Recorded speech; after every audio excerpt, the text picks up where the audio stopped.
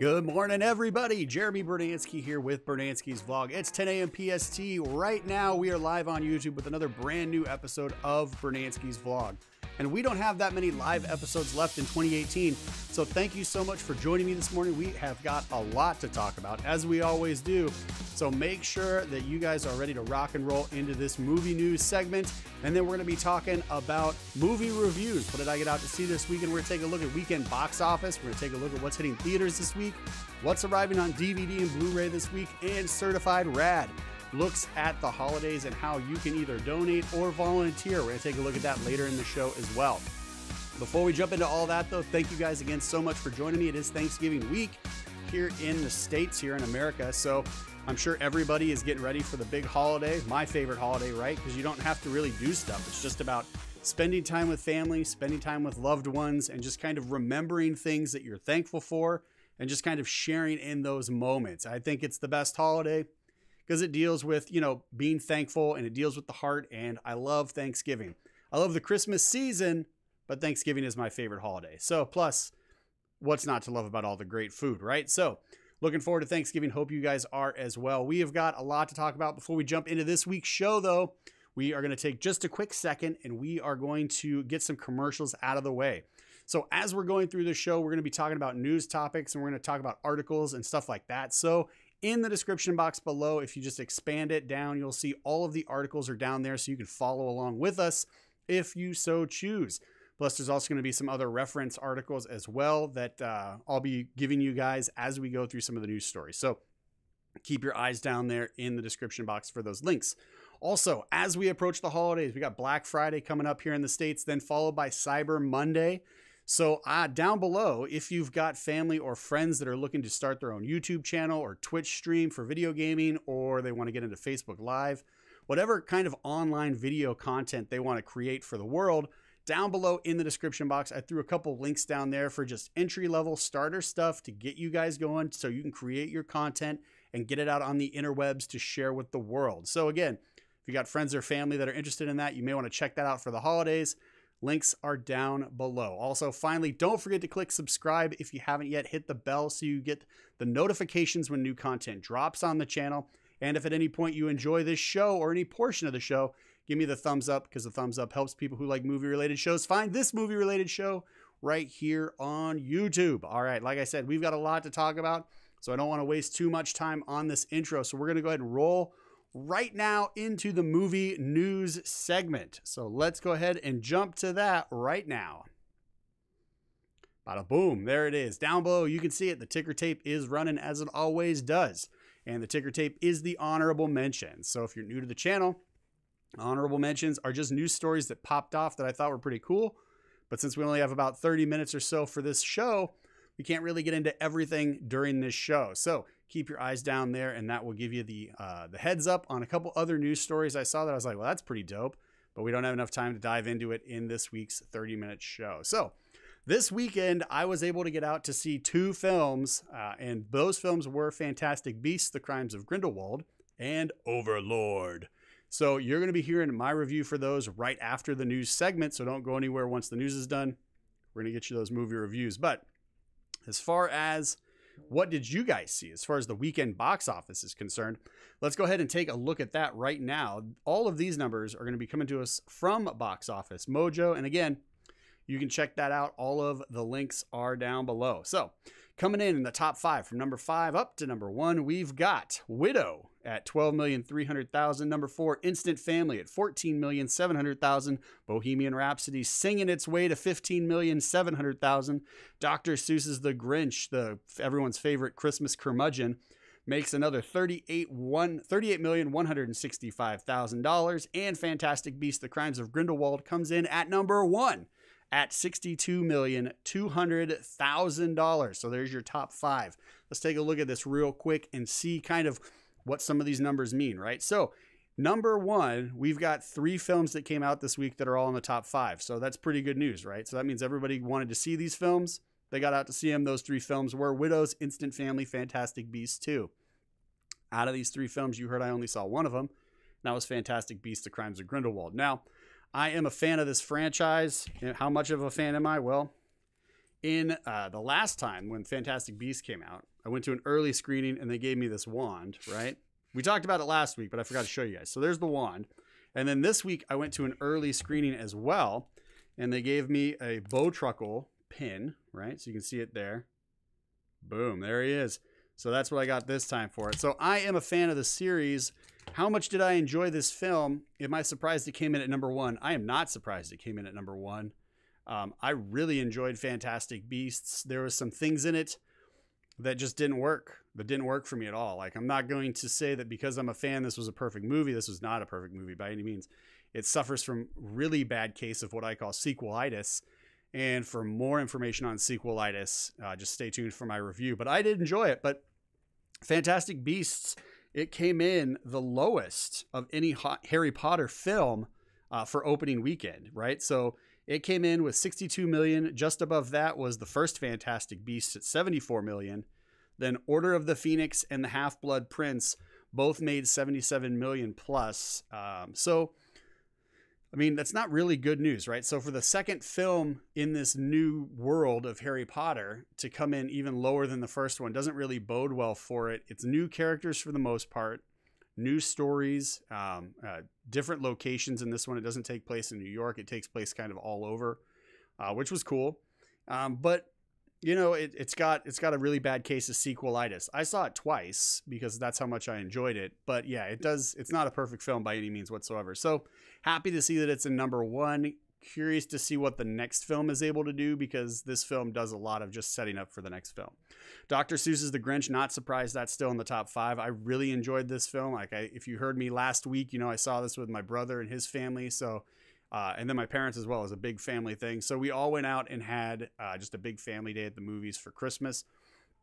And everybody liked it. My nieces and nephews liked it. I thought it was good. Everybody in the family thought it was good. The people in the theater were laughing. The kids in the theater were laughing. So, you know, they did a really good job with this film. Not surprised it's still in the top 5. I would expect to see this film in the top 5 for a couple more weeks. It's just that good, especially now that we're moving into Christmas time and it's a family movie, right? So school's going to be letting out. Kids are going to be doing family stuff more, holiday stuff more. The families are going to be going out, going around town, whatever, right? So if you want to get out of the cold, if you live in an area where it's cold and it snows, maybe you go see this with the family. It's a really good Christmas movie. Bohemian Rhapsody, I am still surprised that that is as high as it is. I had some issues with that film because I don't think they knew what story they really wanted to focus on and what they really wanted to tell. So I'm surprised to see that it's still in the top 5, especially at the top 3. If it was number 5, I'd be like, well, that's surprising, but it's not too surprising that it's in number 5. But to be in number 3, very surprised that it's still at number 3 in its 3rd week. Instant Family, another holiday feel-good family movie, right? I don't know if it takes place during the holidays. I haven't seen it, but it's the holiday season right now, and you got a feel-good family comedy about adoption. So why wouldn't that, you know, just hit? It's got a good cast in it. The trailers have looked fun. There's been some good laughs in the trailers. So not surprised to see that it's in the top 5. If you saw Instant Family, go ahead and throw your comments in the comment section below. Let us know what you thought. And the same goes with Widows. I didn't see this. The trailers didn't really impress me. I thought, well, this could be good, or it could just be like, it could feel like a made-for-TV action movie. So if you saw it and you enjoyed it, leave your comments in the comment section below and let us know. But for more information on Dr. Seuss's The Grinch and Bohemian Rhapsody, go ahead and check out the movie review playlist, because those movie reviews are there waiting for you. Coming in the top 10 real quick, let's just burn through this. We've got number 10, Burn the Stage, the movie, Girl with the Dragon, The Girl in the Spider's Web, Overlord, A Star is Born, Nutcracker and the Four Realms. So there's your top 10. Burn the Stage, the movie. The studio that released that is Trafalgar. I have no idea. Trafalgar. So Burn the Stage, the movie. Not sure what that is. It's in week 1. It came out with the studio Trafalgar. Trafalgar. I got nothing, people. I don't know what's going on. All right. Real quick, though, not surprised to see that Overlord is in the top 10. After seeing this movie, I really enjoyed this movie. It gets a little hokey, a little cheesy, a little hammy at the end. But that's just for a little bit. It goes a little bit too long, I think. But stay tuned for my full review. That's coming up. Nutcracker in the Four Realms, A Star is Born. My reviews are up right now on the movie review playlist, so you can check those out. Also, since I haven't mentioned it yet, all of my movie trailer reviews are being done now on YouTube as well. So check those out. Out of the past week, I just did 6 reviews. Out of those 6 reviews, my favorite trailer was definitely Detective Pikachu. I did not know what to expect from this film. I don't really know anything about Pokemon. Yeah, so I was just like, well, what? I don't know what this is going to be. I just know that Ryan Reynolds is in it, doing the voice work for one of the characters. So I was like, well, I'll check the trailer out. The trailer, a lot of fun. Surprised me. I really liked it. Movie trailer review playlist. Go ahead and check that out. There's a bunch of movie trailer reviews up right now that you can check out. But out of the 6 that I did last week, my favorite one definitely was Detective Pikachu. So there you go. All right, real quick, let's just burn through the top 10. Burn the Stage of the Movie from Trafalgar. And then The Girl in the Spider's Web, number 9. Overlord, 8. Star is Born, 7. Nutcracker, 6. Widows, 5. Instant Family, 4. Bohemian Rhapsody, number 3. Dr. Seuss's The Grinch, number 2. And swinging its way magically into number 1 is Fantastic Beasts, The Crimes of Grindelwald. So there you go. There's your top 10. Out of the top 10, we're just going to jump real quick out of the top 10. Venom was not in the top 10, as you just heard.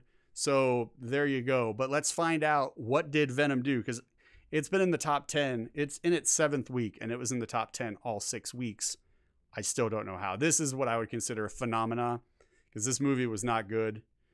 It just wasn't good, in my opinion. There was some stuff in it that was entertaining, but the movie as a whole just did not work for me. I did review it, so you can check it out on the playlist. But Venom did make the top 100 for worldwide box office because it has made an insane amount of money.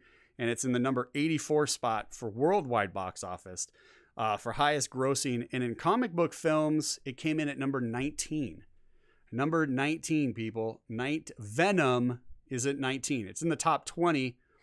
And it beat, no surprise that it beat Suicide Squad. But it beat The Winter Soldier, which is a way better movie. Winter Soldier is one of the best Marvel films to date, in my opinion. But it beat Winter Soldier. It beat Doctor Strange. It beat Justice League. Justice League still has to be one of the biggest disappointments as far as box office dollars are concerned for a comic book franchise, because you put the big 5 together. I mean, you'd think you'd be making $1 billion or plus, right?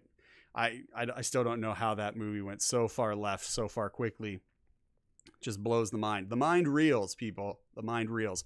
But yeah, Venom has made more than Justice League. It's made more than Doctor Strange. Man of Steel made more than Captain America Winter Soldier. I don't get it, but it did. It did. You guys got out. You guys are fans of it. That's cool. I'm glad you were able to get out and support your film. Get out and support your character, your actors that you enjoy, the director that you enjoy. That's great, but that doesn't mean I'm any less confused. I'm super confused by the amount of money Venom has made. All right, so let's go ahead and jump into the first story today. This is coming to us from The Hollywood Reporter. And again, all these links, boom, down below. Check them out. This is Apple and A24 are going to be making movies together. So about a year ago, actually over a year ago, Variety reported, and this article's down below, Variety reported that Apple had set out $1 billion budget for original TV shows and movies. And since then, we've seen them kind of put out some of their own material, right? So in the article, it talks about some of the stuff they've already done as far as TV is concerned with Reese Witherspoon. And then the Immigration Anthology series that's coming out, amazing stories from Steven Spielberg. So they've already got stuff TV-wise, but they really haven't moved into film per se. So they teamed up with A24, and I think A24 is a pretty solid studio as far as indie films are concerned. I think they do a really good job. Are they like Focus Features was several years back? Maybe, because when Focus really started to come out big with some of their titles, I was like, wow, I see the Focus name on a trailer or something like that. I'm like, probably going to be in the theater opening weekend for that movie, because Focus did a really good job with their character stories and kind of looking at life through that human experience lens. Really dug it.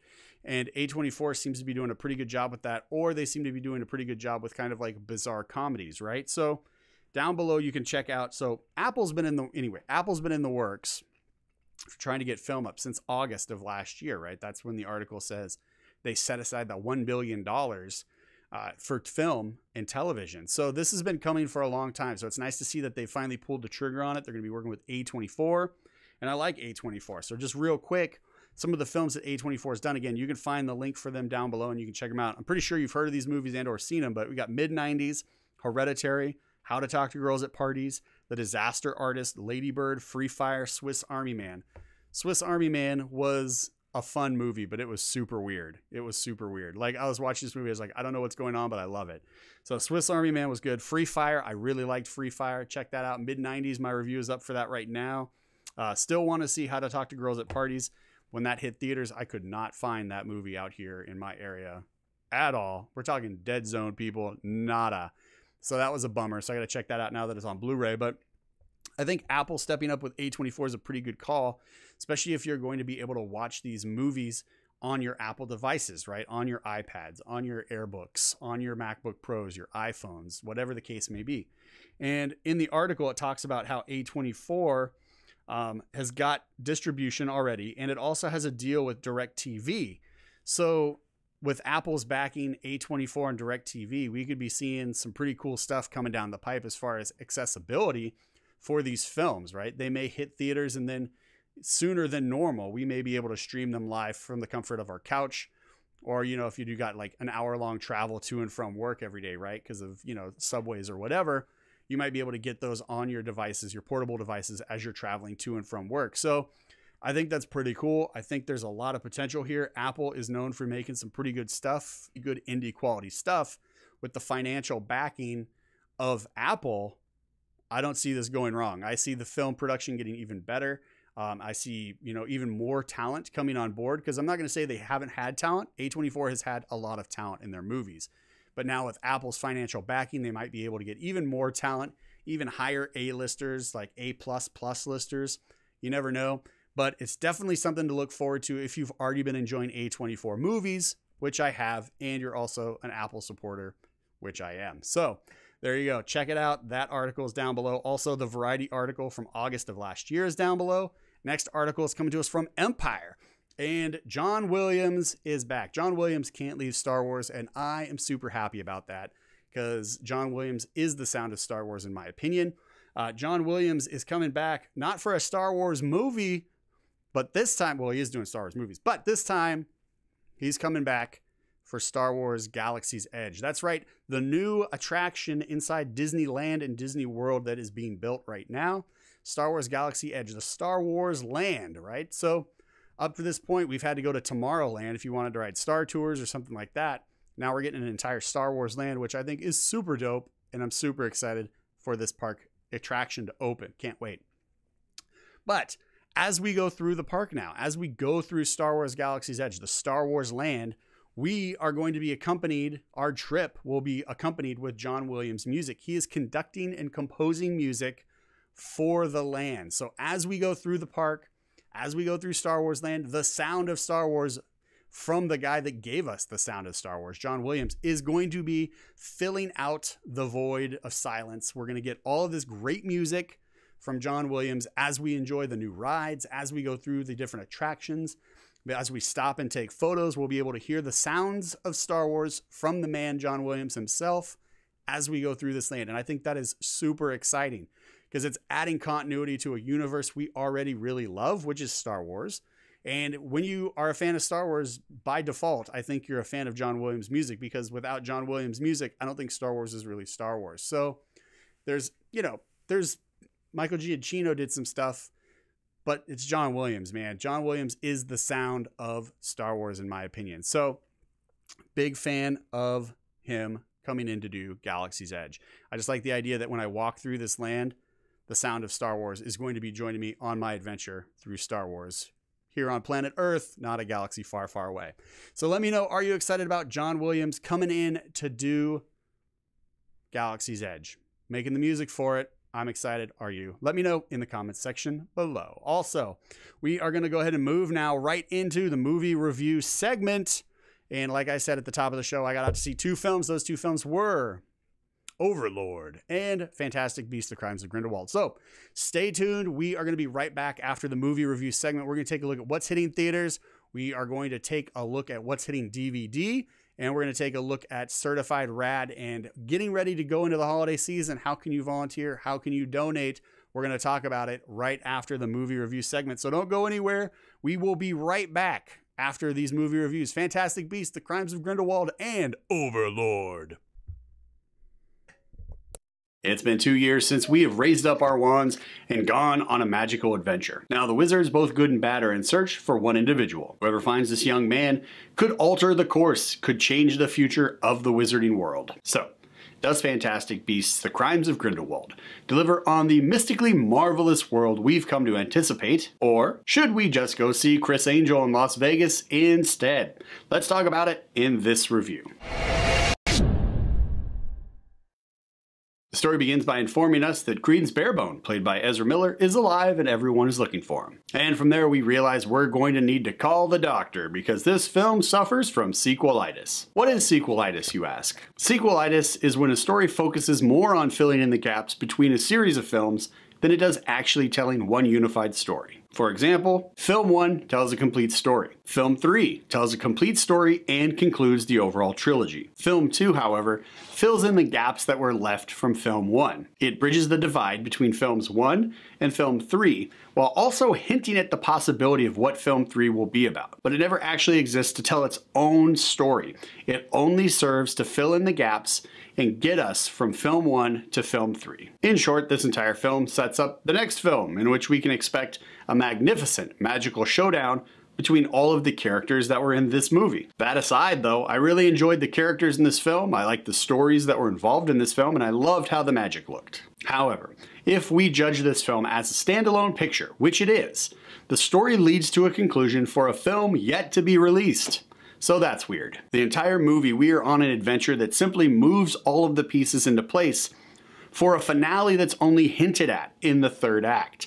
Again, someone's gonna need to call the doctor because this film has got a bad case of sequelitis. And since the stories in this film all seem to focus on different characters, and again, it just moves all of the pieces into place for the next film, let's go ahead and take a look at some of those stories right now so you can have a better idea of what I'm talking about. So we have the story that's hinted at in the trailers on why Dumbledore can't fight Grindelwald and why Dumbledore has to find Newt Scamander, played by Eddie Redmayne, and use him to stop Grindelwald. That's all resolved by the end of the film, and we find out the main reason why Dumbledore and Grindelwald can't actually fight each other. This movie hints at Newt Scamander might actually be as powerful as Dumbledore, which I thought was pretty fascinating and I really dug that. So maybe Newt Scamander will actually find his potential to be that super strong wizard that Dumbledore is in the next film, but we'll have to wait and see. Also, we have the story between Newt Scamander and his brother Theseus. By the end of this picture, we see that brothers will unite to stop an ultimate evil in the world. Also, who is Credence and why is he important? Well, by the end of the story, we find out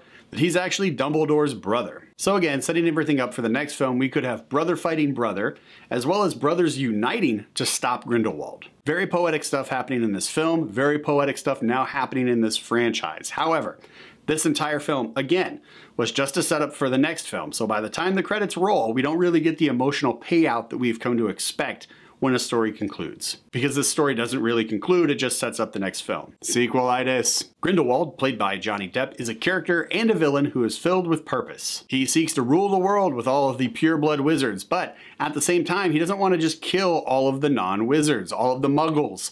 So he's complex in his thought processes. It's not so black and white. He's also one heck of a public speaker. He delivers his lines of dialogue to the wizarding crowd with calm, cool assurances. And when it's time to fight, he's just as smooth. Plus, there's also the giant magic dragon that he turns into at the very end of the film, which I thought was super dope. That whole final scene, loved it. So in trying to achieve his ultimate goal, he eventually will have to convince Dumbledore's brother to try and kill him since he can't do it himself. So pretty maniacal stuff. So let's recap real quick. We've got Newt, who is sent to try and find Credence and stop Grindelwald. We've got Grindelwald trying to take over the world and use Credence to kill Dumbledore. We've got Dumbledore using Newt and also trying to avoid the Ministry of Magic. We've got Credence, who is on a hunt for his parents, trying to find his actual identity, and he's going to fight anyone who stands in his way. And he also has a girlfriend that turns into a snake. And finally, we've got the Ministry of Magic in Paris, in London, and in New York, all on the hunt for Newt, Credence, and Grindelwald. Oh, we should also not forget about Jacob, who is on a search for Queenie, whose only real purpose seems to be a villain in the next film. Lots to digest in this film, but you know, the good news is it all looks awesome. Fantastic Beasts: The Crimes of Grindelwald is playing at your local movie theater right now, and I am going to recommend a big screen viewing of this film only if you love the Harry Potter franchise, you love movies about magic and wizards, or if you love movies that have magic battle scenes done really well. This film tells a lot of different stories adequately, but it sets up the next film very well. I love the focus this film took on the brother relationship dynamic, and I also loved how this film looked and felt like part of the universe that the Harry Potter world exists in. I love seeing the new spells, I love seeing the new beasts, I love seeing the new magic, and I love seeing some of the old beasts that we were familiar with from the last film. And I enjoyed how we continue to build on the character of Newt Scamander, who is turning into a surprisingly wonderful character in my opinion. However, since this film suffers from sequelitis, I can't give it all the high fives. And because it doesn't tell one story incredibly well, only several stories adequately, I can't give it both high fives either. So, Fantastic Beasts: The Crimes of Grindelwald will be getting only one high five from this guy. Fantastic Beasts: The Crimes of Grindelwald is playing at your local movie theater right now. Fellow fans of the wizarding world, go ahead and check out this film.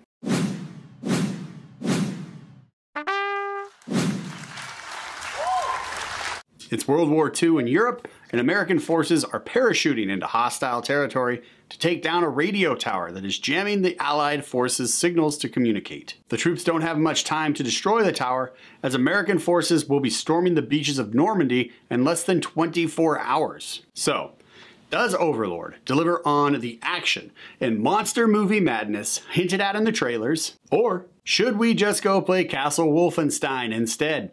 Let's talk about it in this review.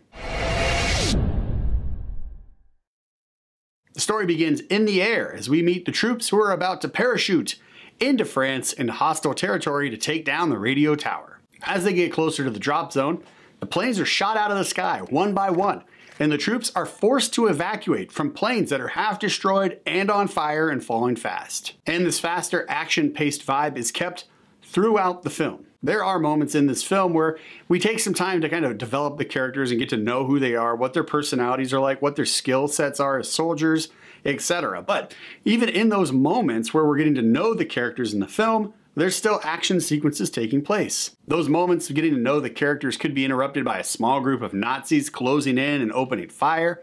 It could be a fist fight.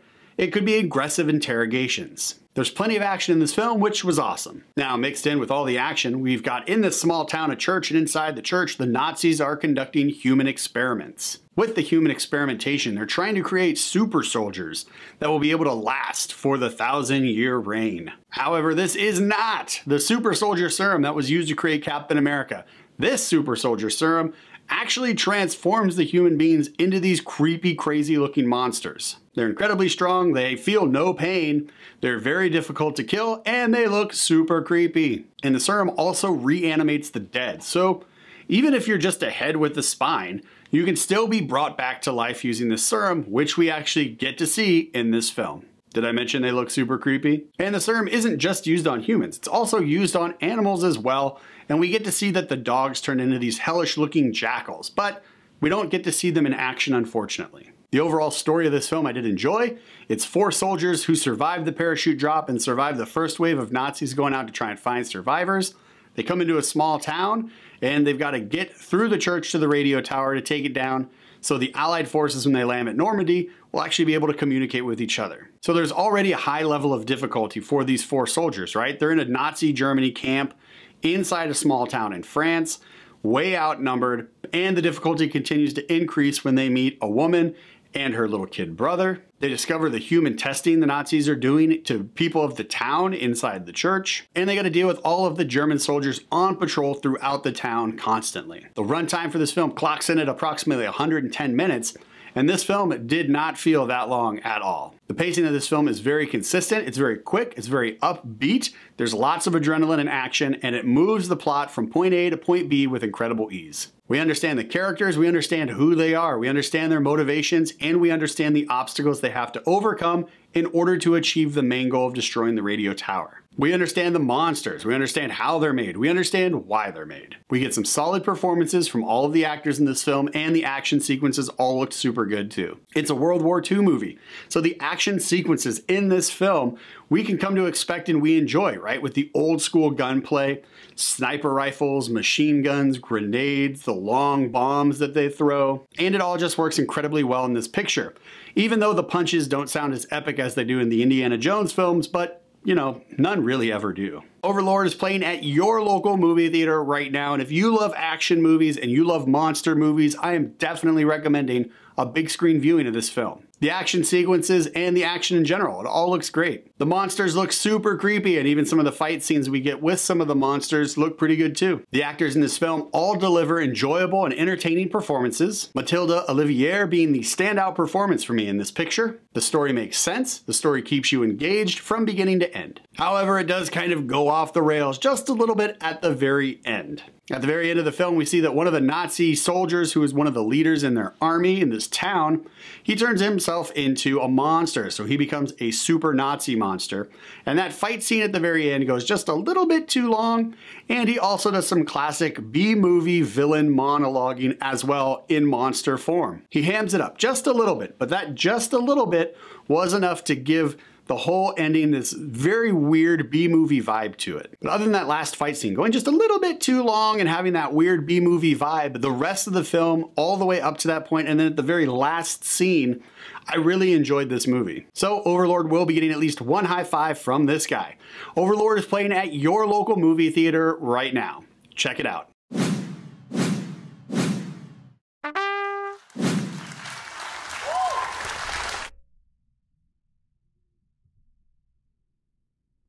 All right, and we are back. Thank you so much for sticking around. That was the movie reviews right there. You heard it for Overlord and Fantastic Beasts: The Crimes of Grindelwald. So I hope you have an opportunity to get out and check those films out. Also, leave your comments below if you enjoyed them real quick. Don't forget to hit the subscribe button, click the bell so you get the notifications, and give the thumbs up if you enjoy any portion of the show, because the thumbs up helps people who like movie-related shows find this movie-related show right here on YouTube.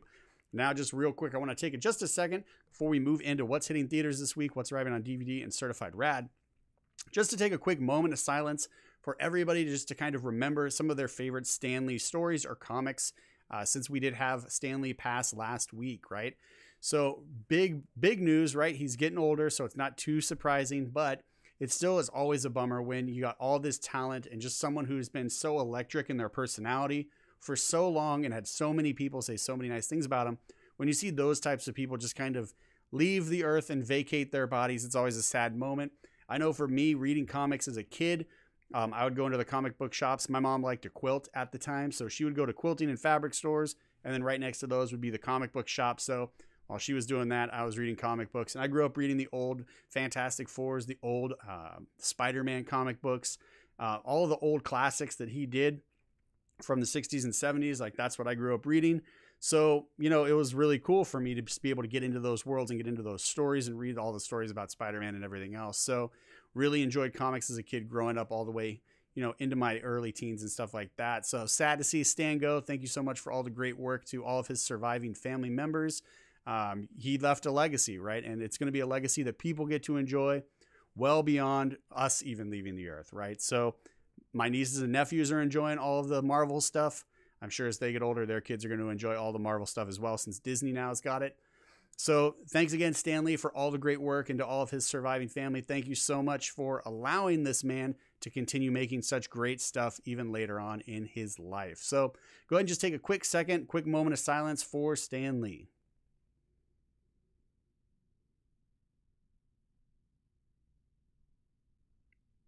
All right, let's go ahead and get into what is hitting theaters this week. All right, here we go.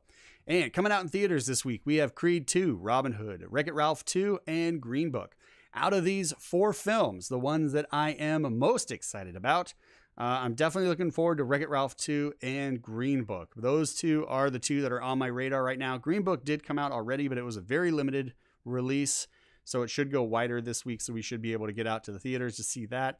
Looks like a really great story. A lot of these films are coming out early too. They're coming out on Wednesday, so you can actually get out on Thanksgiving after you have had all of your, your food and family, and you can get out with the family and friends to go see some films if you so choose.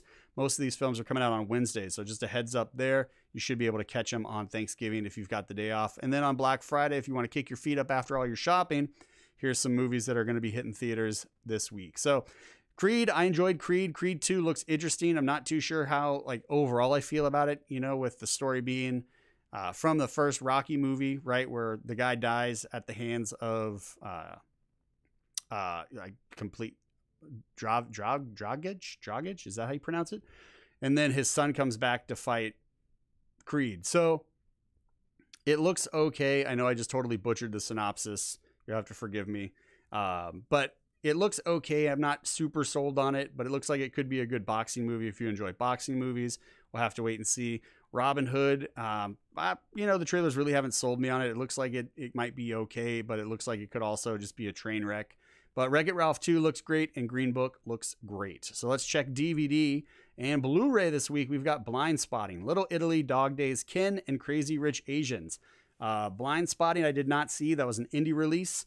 Little Italy I also did not see. It looked like the Italian version of My Big Fat Greek Wedding, mixed with a little bit of Romeo and Juliet, right, with the families that are at odds.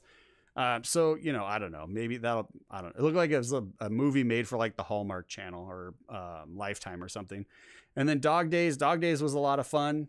You could check that out. I enjoyed it. I thought it was actually a pretty charming story. If you like films that deal with, you know, people and their pets, Dog Days was a really good one. And then you've got Ken. Ken looked like it was going to be a pretty cool sci-fi, like, but more grounded, set in like a realistic, believable setting with like sci-fi weapons.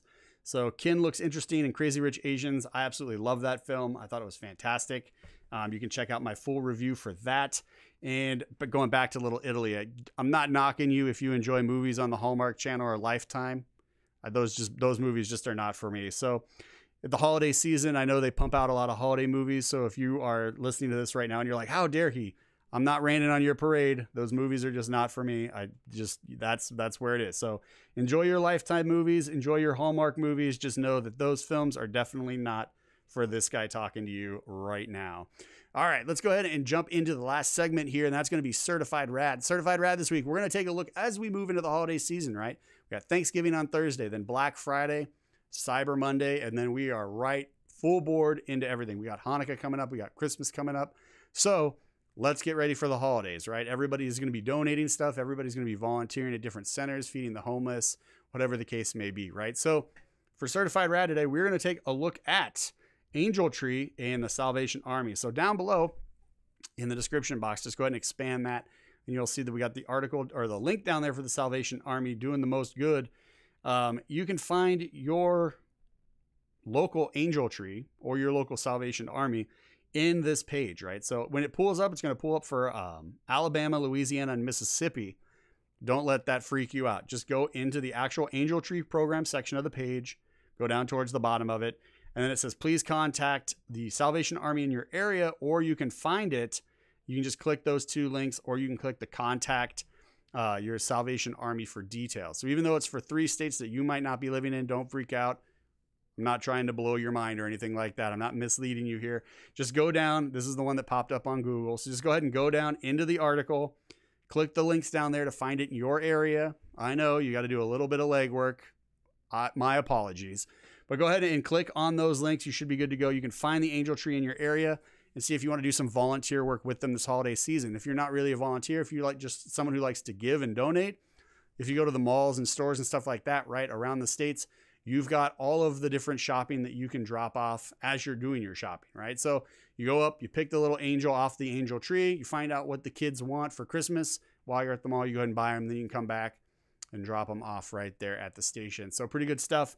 And when you can take time during the holidays to kind of break away from your norms and kind of invest in your community and invest in people in need and just try and help brighten up the holidays for people who might otherwise not have a great holiday, you can guarantee that that is certified rad. So again, go ahead and check that out, salvationarmy.org. It's waiting for you down below. So go ahead and hit that up. All right, everybody, that's it for this week. We did go a little bit longer than normal. We're hitting close to 40 minutes. Long-winded Jeremy took over, so my apologies. Hope you guys have a great week. Hope you guys are going to have a fantastic Thanksgiving. As you heard at the top of the show, Thanksgiving is my favorite holiday, right? Because it's just about spending time with family, spending time with loved ones, and just celebrating and being thankful for what's going on in your life. Finding the positives, celebrating the positives, and just elevating your life with positivity. We get a holiday for it. I think that's super awesome. Plus, all of the food at Thanksgiving is super bomb. So, hope you guys have a great Thanksgiving. We'll see you next week right here on YouTube with another brand new episode of Brunansky's Vlog. We've only got, after this week, 4 more live episodes. 4 more live episodes for the year, and then we're done for 2018. So, hopefully you guys are able to join us for the last 4 episodes this year. If you are, make sure you click subscribe. Hit the bell so you get the notifications, and give me the thumbs up if you enjoyed this, because the thumbs up helps people who like movie-related shows find this movie-related show right here on YouTube. All right, everybody, again, new releases are coming out early this week, so you should be able to get out to the theaters on Thanksgiving to check out those new films or any of the other films that we've talked about in the weekend box office top 10. A lot of great stuff out there, plus all the stuff that's hitting DVD. If you want to watch a movie this week for the holiday with family, there you go. My personal recommendation, Planes, Trains, and Automobiles. Great Thanksgiving movie. It takes place during Thanksgiving.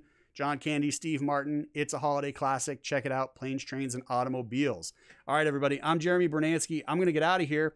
Hope you guys have a great Thanksgiving, and as always, good night and good luck. We will see you guys next week.